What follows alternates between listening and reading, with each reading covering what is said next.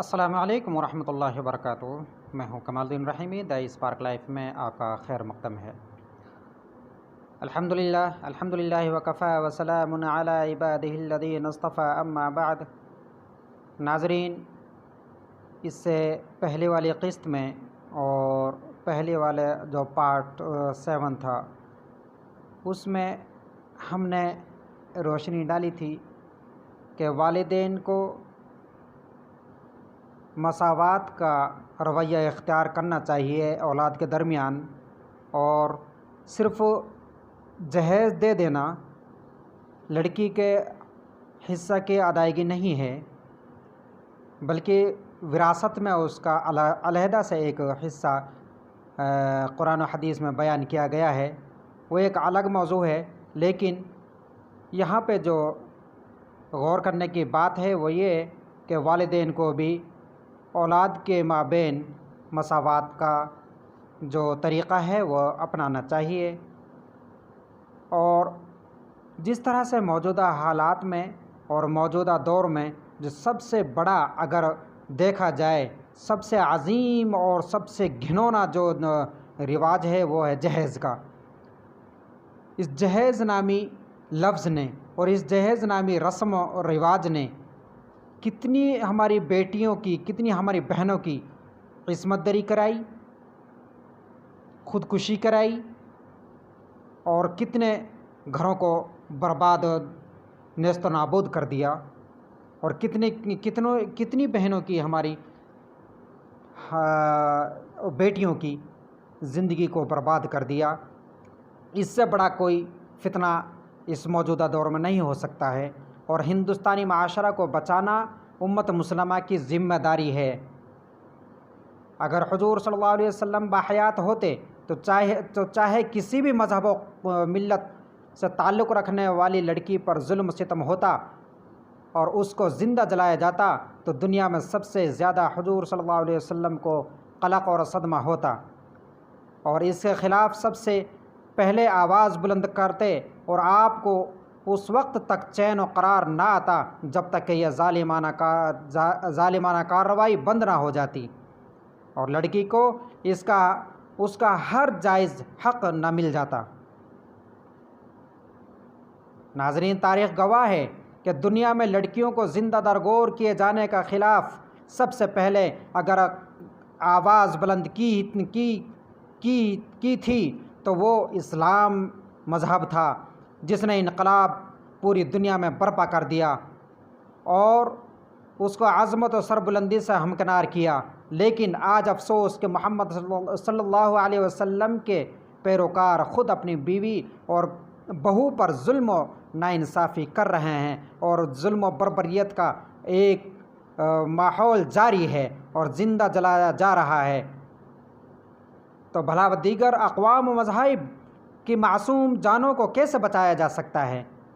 ضرورت اس بات کی ہے کہ امت مسلمہ ہر طرح کی تعویل و حیلہ سے بلند ہو کر مروجہ طلاق اور جہیز کے خلاف تقریری و تحریری اور عملی اقدامات کا عزم مصمم کرے۔ ناظرین، اگر ہم صحابہ کرام کی حیات مبارکہ پر اگر روشنی ڈالیں اور آپ صلی اللہ علیہ وسلم کی حیات طیبہ پر روشنی ڈالیں تو حضرت فاطمہ الزہرا رضی اللہ عنہا کے جہیز کی اگر حقیقت جاننی ہو تو آئیے سنیے اور سمجھیے کہ آپ صلی اللہ علیہ وسلم نے اپنے لخت جگر اور اپنی پیاری بیٹی حضرت فاطمہ الزہرا رضی اللہ عنہا کا جہیز کیا مرتب کیا تھا، اور اگر جہیز دیا بھی تھا تو آپ صلی اللہ علیہ وسلم نے کس مصلحت کی بنا پر دیا تھا۔ تو یہ ساری چیزیں آپ غور سے سنیں۔ مسلمانوں کا ایک گروہ جہیز کو سنت رسول صلی اللہ علیہ وسلم ثابت کرنے کی ناکام کوشش کرنا چاہتے ہیں کہ حضور صلی اللہ علیہ وسلم نے اپنی لاڈلی اور چہیتی بیٹی حضرت فاطمہ الزہرا کو جہیز دیا تھا، لیکن حقیقت یہ ہے کہ آپ صلی اللہ علیہ وسلم نے حضرت علی کے سرپرست حضرت علی رضی اللہ عنہ کے سرپرست تھے، اور حضرت علی کے پاس گھر بسانے کے لیے کچھ بھی نہ تھا۔ جب ان کا نکاح ہوا تو ایک انصاری صحابی نے ایک مکان خالی کر کے ان کے حوالے کر دیا تھا، جیسا کہ طبقات لابن سعد میں ہے کہ حضرت علی اب تک آپ صلی اللہ علیہ وسلم ہی کے پاس رہتے تھے، شادی کے بعد ضرورت ہوئی تو الگ گھر لے لیے۔ حضرت حارث بن نعمان انصاری کے متعدد مکانات تھے، جن میں سے وہ کئی آپ صلی اللہ علیہ وسلم کو نظر کر چکے تھے۔ حضرت فاطمہ رضی اللہ عنہا نے آپ صلی اللہ علیہ وسلم سے کہا کہ انہی میں سے کوئی اور مکان دلوا دیجئے۔ آپ صلی اللہ علیہ وسلم نے فرمایا کہ کہاں تک، اب ان سے کہتے شرم آتی ہے۔ حضرت حارثہ نے سنا تو دوڑے ہوئے آئے کہ حضور میں اور میرے پاس جو کچھ ہے سب آپ کا تو ہی ہے، خدا کی قسم میرا جان مال مکان آپ کے لیے ہیں، مجھ کو اس سے زیادہ خوشی ہوتی کہ وہ میرے پاس رہ جائے۔ غرض انہوں نے اپنا ایک مکان خالی کر دیا۔ حضرت فاطمہ اس میں ٹھہر گئیں۔ اس مکان میں کچھ بھی نہ تھا، اس کو آباد کرنے کے لیے بحیثیت سرپرست آپ صلی اللہ علیہ وسلم نے چند ضروری چیزوں کا انتظام فرمایا تھا، اور یہ بھی آپ صلی اللہ علیہ وسلم نے اپنی جانب سے نہیں دیا تھا بلکہ حضرت فاطمہ کے مہر سے، جس کو حضرت علی رضی اللہ عنہ نے نکاح سے قبل ادا کر دیا تھا۔ حضرت علی بیان کرتے ہیں کہ حضور صلی اللہ علیہ وسلم کی خدمت میں حاضر ہوا اور رسول اللہ صلی اللہ علیہ وسلم کے سامنے بیٹھ کر کہا، اے اللہ کے رسول، اسلام میں میری سبقت اور خیر خواہی کا آپ کو علم ہے۔ آپ نے فرمایا، کیا بات ہے علی؟ میں نے کہا، آپ فاطمہ کی مجھ سے شادی کر دیجئے۔ آپ نے فرمایا، تمہارے پاس مہر کے لیے کیا ہے؟ میں نے کہا، گھوڑا زرہ ہے۔ فرمایا، گھوڑے کی بہرحال تمہیں ضرورت رہے گی، رہی زرہ تو اسے فروخت کر دو۔ میں نے اس کو 480 درہم میں بیچ کر نبی صلی اللہ علیہ وسلم کی خدمت میں حاضر ہوا اور آپ کی خدمت میں اس رقم کو پیش کر دیا۔ آپ نے اس میں سے ایک مٹھی بھر لے کر فرمایا، اے بلال، اس سے خوشبو خرید کر میرے پاس لاؤ۔ اور حضور صلی اللہ علیہ وسلم نے لوگوں کو حکم دیا کہ اس سے فاطمہ کے جہیز کا سامان کر دو۔ چنانچہ ان کے لیے ایک بنی ہوئی چارپائی اور ایک چرمی تکیہ جس میں کھجور کے ریشے بھرے تھے تیار کیے گئے۔ تو مذکورہ حدیث موارد الزمان لہائی سمیع میں بھی ہے اور معمولی تبدیلی کے ساتھ شرح المواہب الدنیا لمحمد بن عبد الباقی زرقانی میں بھی ہے۔ مولانا محمد برہان الدین صاحب سنبھلی اور مولانا خالد سیف اللہ صاحب رحمانی نے بھی حضرت فاطمہ کے جہیز کی فراہمی مہر کی پیشگی رقم سے کی جانے کی وضاحت فرمائی ہے۔ تو ذرا وہ حضرات غور فرمائیں جو جہیز کو سنت نبوی قرار دینے پر تلے ہوئے ہیں کہ آیا یہ آپ صلی اللہ علیہ وسلم کی طرف سے جہیز تھا یا پھر حضرت علی رضی اللہ عنہ کی جانب سے جہیز تھا۔ لہٰذا ہم اور آپ کو اس بات کو بہت زیادہ سمجھنے کی ضرورت ہے کہ جہیز نام کی کوئی چیز اسلام میں نہیں ہے۔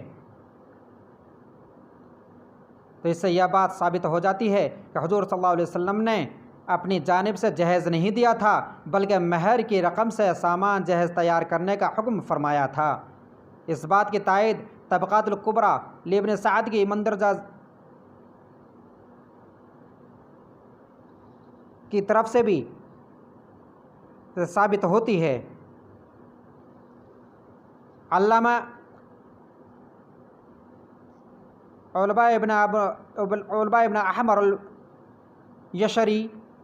یشکری سے روایت ہے کہ حضرت ابو بکر رضی اللہ عنہ نے فاطمہ کے لیے نبی کریم صلی اللہ علیہ وسلم کے پاس پیغام نکاح بھیجا تو آپ صلی اللہ علیہ وسلم نے فرمایا، اے ابو بکر، اس معاملے میں اللہ کے فیصلے کا انتظار کرو۔ حضرت ابو بکر رضی اللہ عنہ نے حضرت تو حضرت عمر نے ان سے کہا کہ اے ابو بکر، آپ صلی اللہ علیہ وسلم نے آپ کے پیغام کو مسترد فرما دیا۔ پھر حضرت ابو بکر نے حضرت عمر سے کہا تو پیغام نکاح نبی کریم صلی اللہ علیہ وسلم کے پاس بھیج دو۔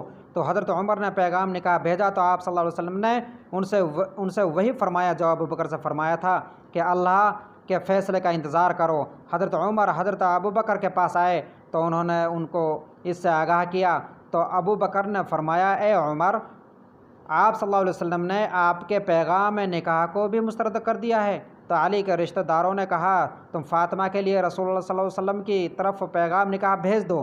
تو حضرت علی نے کہا حضرت ابو بکر رضی اللہ عنہ حضرت عمر کا پیغام نکاح کو مسترد کیا جا چکا ہے تو میری کیا بساط ہے۔ تو ان لوگوں نے آپ سے ان کے رشتہ داری کو یاد دلایا تو حضرت علی نے پیغام نکاح بھیج دیا۔ نبی کریم صلی اللہ علیہ وسلم نے ان کی شادی فاطمہ زہرا سے کر دی۔ حضرت علی نے ایک اونٹ اور کچھ سامان فروخت کیا جس کی قیمت 480 درہم ہوئی۔ نبی کریم صلی اللہ علیہ وسلم نے ان سے فرمایا کہ 2/3 سے خوشبو اور 1/3 سے سامان خرید لو۔ تو ناظرین، آپ نے سنا حضرت فاطمہ الزہرا رضی اللہ عنہا کے جہیز کا بیان۔ تو امید ہے کہ انشاءاللہ آپ حضرات بھی اس چیز پر عمل کریں گے اور اللہ تعالی ہم کو بھی اور تمام امت مسلمہ کو عمل کرنے کی توفیق عطا فرمائے۔ اور آپ سے آخر میں ایک بہت ہی مؤدبانہ ایک گزارش ہے کہ آپ زیادہ سے زیادہ اس کو شیئر کریں، زیادہ سے زیادہ لوگوں تک پہنچائیں کہ تاکہ لوگوں کے اندر یہ میسج جائے اور جو بیچارے خواب غفلت میں ہیں ان کو پتہ چلے کہ آخر شریعت کیا چاہتی ہے امت مسلمہ سے۔ تو آخر میں آپ اس ویڈیو کو شیئر، سبسکرائب اور کمنٹ ضرور فرمائیں۔ پھر ملتے ہیں ایک نئی قسط لے کر کے ایک نئی ویڈیو کے ساتھ میں۔ جب تک کے لیے کمال الدین رحیمی کو اجازت دیجیے۔ اللہ حافظ۔